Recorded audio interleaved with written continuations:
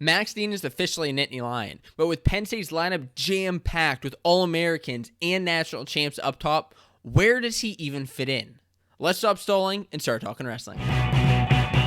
What's going on, wrestling fans? My name's Josiah, and welcome to Fanco Wrestling, your source for wrestling news and discussion. And this week, talking about Max Dean. He is officially transferred from Cornell to Penn State, from the EIWA to the Big Ten. This decision is official as per Gabe Dean's announcement on Chael Sonnen's podcast the other day, where he said this. Anymore, I think we can just go ahead and talk about it.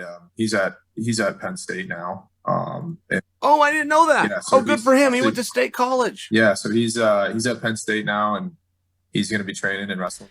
So that was the official news. Yes, Max Dean is officially going to Penn State, and there were some rumors circulating about whether this would happen or not, and I didn't really think that anything of it. I was like, there's no way. Why would he? I mean, I understand why anybody would want to go to Penn State when they're competing and getting national champions every single year like crazy and defying the odds. I understand that, but it seems like Penn State is so jam-packed up top. I mean, most of their All-Americans this year came from 174 all the way up to 285.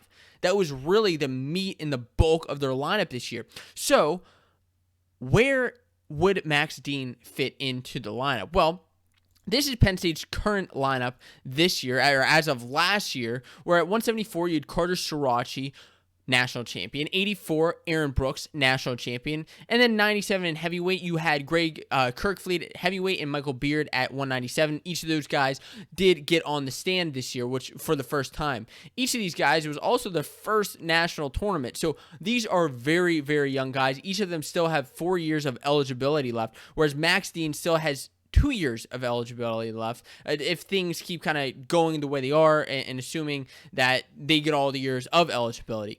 Now, where does Max Dean fit in that? I mean, yes, he is a national finalist, but this is a tough lineup. So there are really two ways he's going to go. He's not going to drop down to 174. He's not going to go up to heavyweight, but I did want to show those just to see who was actually in the upper weights for Penn State.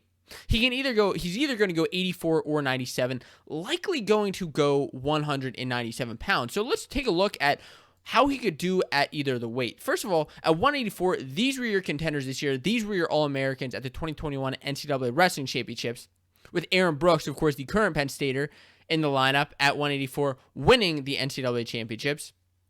But Max Dean has actually competed here in the past. He's competed at 184, although it's been a couple of years. He's had a couple of years off due to, one, taking an Olympic red shirt, and then two, last year the Cornell and the Ivy Leagues didn't wrestle in the NCAAs. But he has wrestled some guys at 184, so let's take a look at some of those things. He actually had placed in his freshman year, he placed 8th at the NCAA Championships. In the following year, he started out the season top 10 and then ended up making the national finals.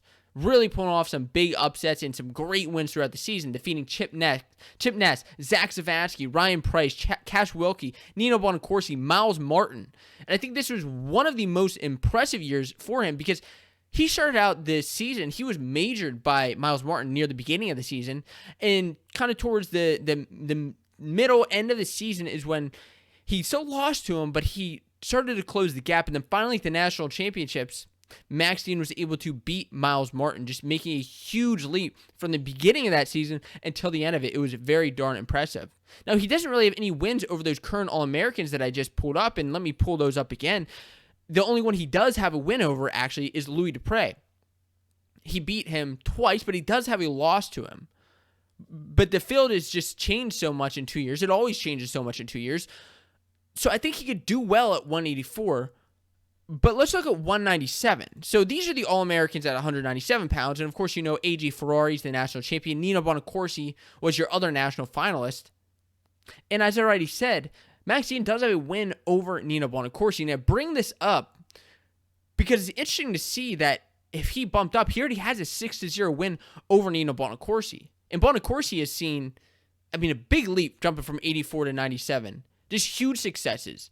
And although Max Dean has been off the collegiate mat for a couple of seasons, he could be seeing this and saying, this may be the weight for me to go. And that is his only All-American win over an All-American at 197. But he hasn't even wrestled a couple of those other guys who were down a couple lower weight class, like Kim Caffey, like Amin. And with AJ Ferrari bumping up to heavyweight, potentially is where he's bumping up to heavyweight. He's kind of said that there were kind of rumors about that, but of course he would then be the new number 1 coming into next season.